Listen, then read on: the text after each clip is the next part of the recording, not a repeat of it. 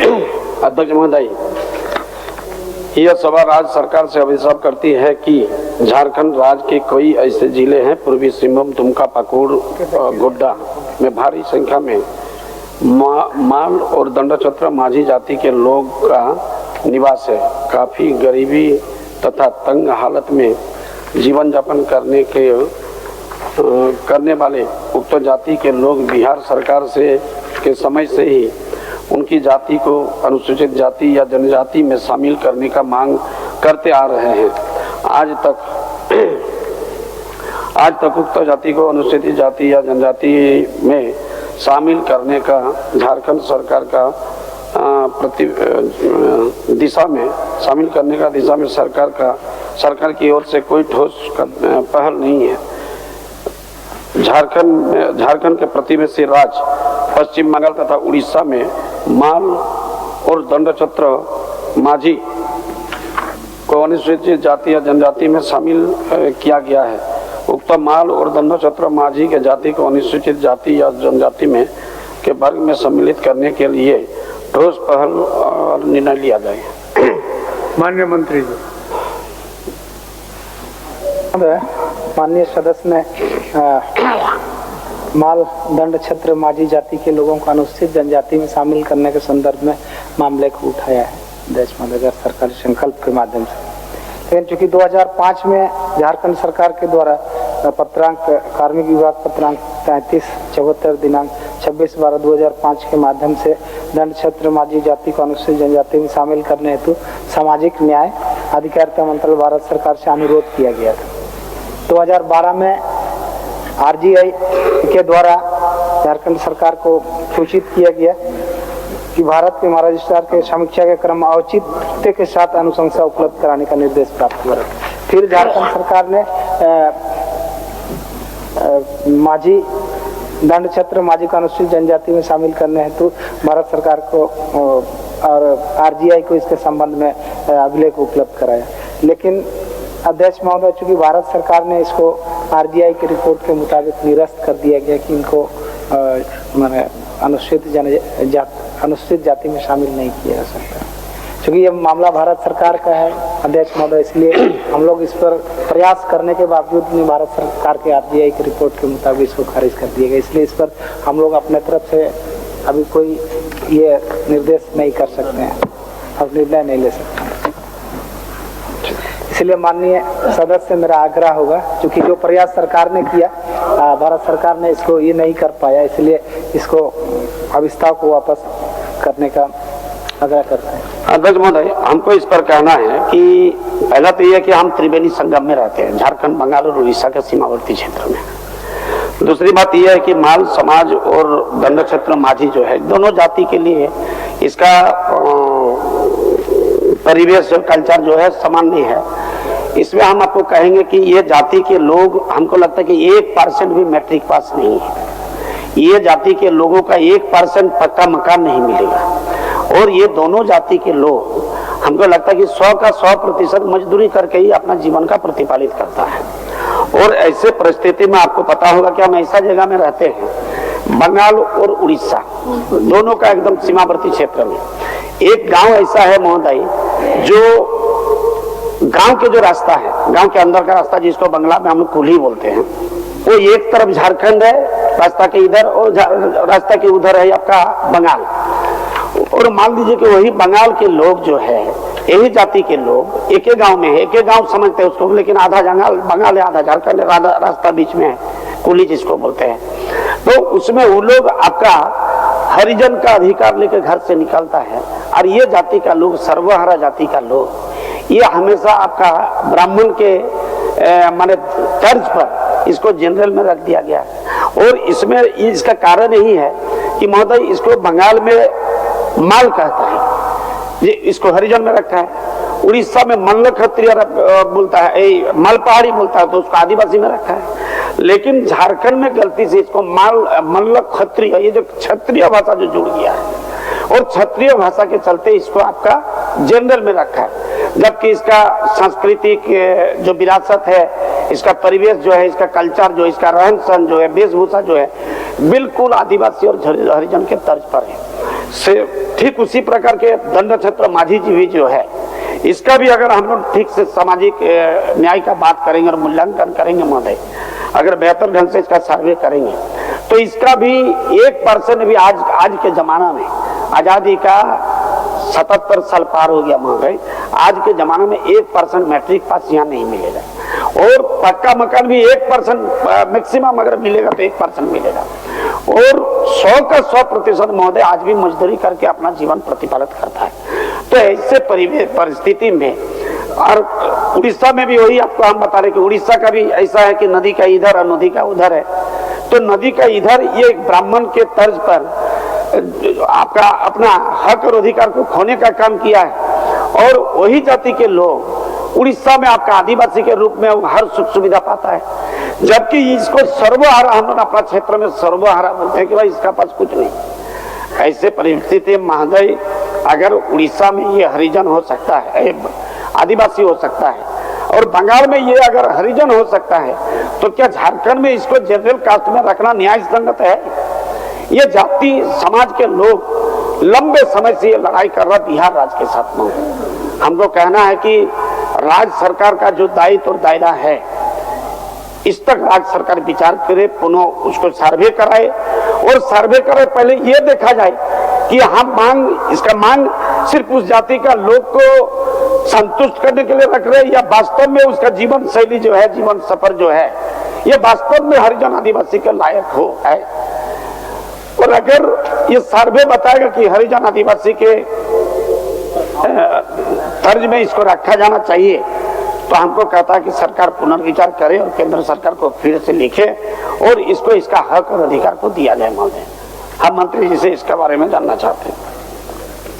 अध्यक्ष महोदय, सभापति महोदय, दो बार झारखंड सरकार ने प्रयास किया। 2017 में भी रामदयाल मुंडा जनजातीय कल्याण शोध संस्थान रांची से अनुशंसा प्राप्त कर प्रति को संकलन करते हुए माल क्षेत्रीय जाति को अनुसूचित जाति में शामिल कराने हेतु सामाजिक न्याय एवं अधिकारिता मंत्रालय भारत सरकार से अनुरोध किया गया सभापति महोदय, लेकिन उन्होंने स्पष्ट चिट्ठी दिया है, मैं उपलब्ध करा सकता हूँ माननीय सदस्य को, सीधा लिख दिया RGI word in respond date 17/4/2013 and 8/9/2017 did not support the proposal पारा1, पूरा खारिज कर दिया भारत सरकार ने, चूंकि ये निर्धारण करना भारत सरकार के अधीन है।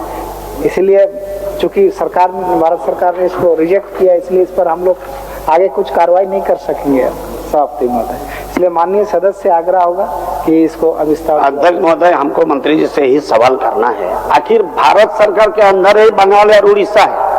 अगर यही जाति के लोग उड़ीसा में रह के आदिवासी का हक अधिकार को प्राप्त कर सकता है, बंगाल में रह के हरिजन का हर हक अधिकार प्राप्त कर सकता है, तो ये समाज के लोग सर्वहारा आदमी को इतना अपराध, कौन सा अपराध किया कि इतना बड़ा दंड उनको दे रहे हैं?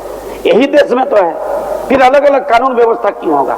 हमको राज्य सरकार से यही कहना है कि इसका पुनः सर्वे किया जाए, और ये पहले आप संतुष्ट हो जाए कि वास्तव में मेरा मांग सिर्फ उस जाति को सिर्फ अपना भाषा से संतुष्ट करना, या वास्तव में ये हकदार है।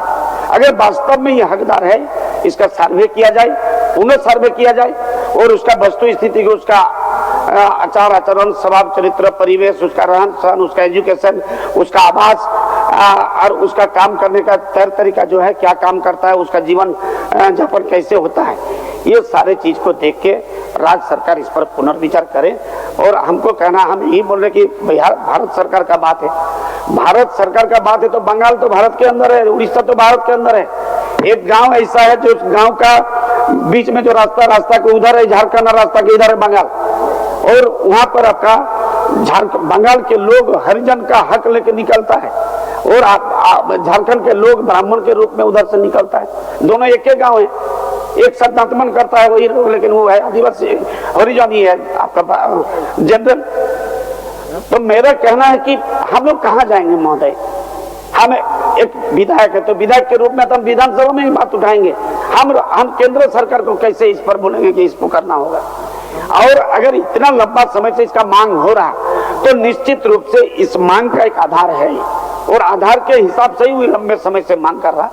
इसीलिए हम महोदय से कहेंगे कि माननीय मंत्री महोदय, इस पर फिर से एक बार सर्वे कराइए, ताकि उन लोग को भी लगे कि मेरा विधानसभा का विधायक हमारा इस विषय को उठाया है और उठा के प्रयासरत है कि कैसे हमको आदिवासी हरिजन का सूची में शामिल करेगा। और ये जाति का लोग बहुत ज्यादा संख्या में नहीं है महोदय। हमारा वह पूर्वी सिंहभूम में सिर्फ हमारा विधानसभा में माननीय सदस्य माननीय मंत्री जी के सुन रहे हैं। हाँ सभापति महोदय, माननीय सदस्य की चिंता वाजिब है और उड़ीसा में या दूसरे राज्यों में इनको अनुसूचित जाति का दर्जा प्राप्त है। इनकी सूचना को सरकार ग्रहण करती है और इस पर हम लोग विचार करेंगे। तो वापस विचार नहीं, आप वापस जरूर कर, हम खड़ा हुए तो आप वापस करने के लिए आप ये तो बोलिए, ये तो आप करा सकते हैं कि आप पुनः इसको सर्वे किया जाए, घर घर जाया जाए।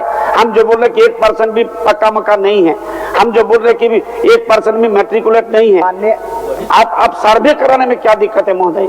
इसीलिए माननीय सभापति इस पर पुनर्विचार मैं आग्रह कर रहा हूँ, क्योंकि शोध संस्थान के द्वारा मांगा गया था सच्चे के साथ जो है ना आप उनके सामाजिक आर्थिक जो संरचना जो ये है संरचना उसको आप प्रस्तुत करें, क्योंकि दो बार आरजीआई ने इसको रिजेक्ट किया भारत सरकार के विभाग ने। इसीलिए मैं कह रहा हूँ इनकी सूचना को ग्रहण करते हुए उड़ीसा और जहाँ की बात कर रहे हैं, सरकार इस पर विचार करेगी। नहीं, विचार नहीं, आग्रह होगा हमारा छोटा सा बात है, आप विचार नहीं। देखिए, गैर सरकारी संकल्प ये ब्रह्मास्त्र हो गया, इसके ऊपर में कोई सवाल नहीं होता है।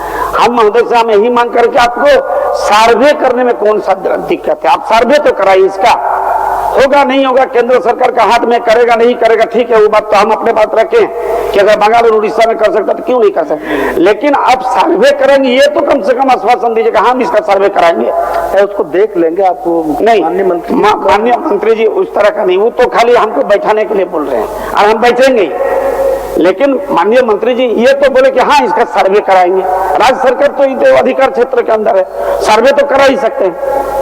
तो महोदय से हमारा यही निवेदन है, मंत्री महोदय से भी, कि इसको सर्वे करा दिया जाए और सर्वे करा के इसको न्यायपूर्वक विचार किया जाए, यही बात है। माननीय सदस्य आग्रह करेंगे कि हम स्वीकार कर रहे हैं इनकी सूचना को और इस पर सामूहिक विचार करेंगे हम लोग। फिर विचार की मंत्री महोदय सर्वे कराइए, सर्वे में क्या दिक्कत है?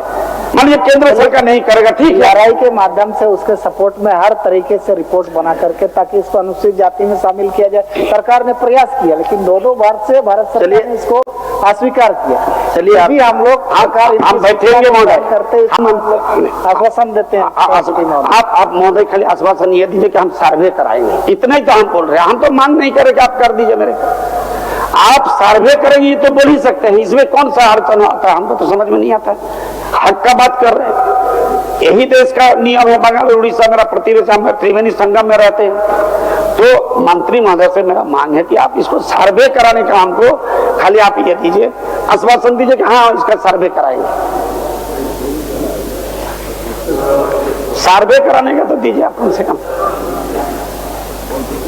टीआरआई के रिपोर्ट से, चूंकि जिन तरीके से जाति का निर्धारण सरकार करती है भारत सरकार, वो टीआरआई के रिपोर्ट के आलोक में ही करती है। टीआरआई ने आपके समर्थन पे ही, आप जिन जाति को शामिल कराना चाहते हैं अनुसूचित जाति में, समर्थन में हर तरीके का साथ देकर के भारत सरकार को दो बार भेजा, उसके बावजूद भी उन्होंने अस्वीकार किया। माननीय सदस्य, आप इस बात को समझने का प्रयास, फिर भी आपकी बात आप सर्वे करा दीजिए, खाली इतना तो करे तो उन लोग को भी लगेगा कि मेरा विधायक मेरे लिए लड़ रहा है। में तो सिर्फ उनकी जनसंख्या को आप कितनी है जनसंख्या, नहीं सिर्फ आप आंकड़ा पास, आप जनसंख्या नहीं महोदय, आप सर्वे कराइए, आप सर्वे कराइए। हम जो बोले कि वहाँ का जनसंख्या की बात कर रहे हैं माननीय सदस्य, क्योंकि अभी जनगणना होने भारत सरकार ने घोषणा कर दिया, जनगणना होगी 2 साल के अंदर में 27 में 2 साल माल क्षेत्र है का आंकड़ा आ जाएगा। महोदय वो आंकड़ा हम नहीं बोल रहे, उसका कल्चर क्या है, उसका वेशभूषा क्या है, उसका सामाजिक संरक्षण, माननीय सभा तो सर्वे किया जाए महोदय। आरआई कोई रिपोर्ट करती है किसी जाति के संदर्भ में, तो उसमें तो सारे तरीके का मामला रहता है जिसको रिपोर्ट करती है। इसीलिए मैं कह रहा हूँ कि दो बार टीआरआई ने रिपोर्ट भेजा भारत सरकार को, लेकिन उसने अस्वीकार किया। इसीलिए माननीय सदस्य से आग्रह होगा कि अविस्ताव को वापस लेंगे महोदय। आप कम से इतना आश्वासन दीजिए कि हाँ सर्वे इसका कराएंगे, इतना तो करा सकते हैं महोदय। सुरेश जी बैठिए, नहीं माननीय सुरेश जी बैठिए। मंत्री महोदय अब बैठिए। मंत्री महोदय, आप सर्वे कराने का तो थोड़ा कम से कम करिए, इतना आश्वासन दीजिए कि हम सर्वे कराएंगे। उसका सामाजिक संरचना क्या है, उसका एजुकेशन ये क्या है, उसका खान पान क्या है, उसका रहन सहन क्या है, ये इतना तो कर सकते हैं। कौन सा कल्चर में किस तरह का रहता है वो।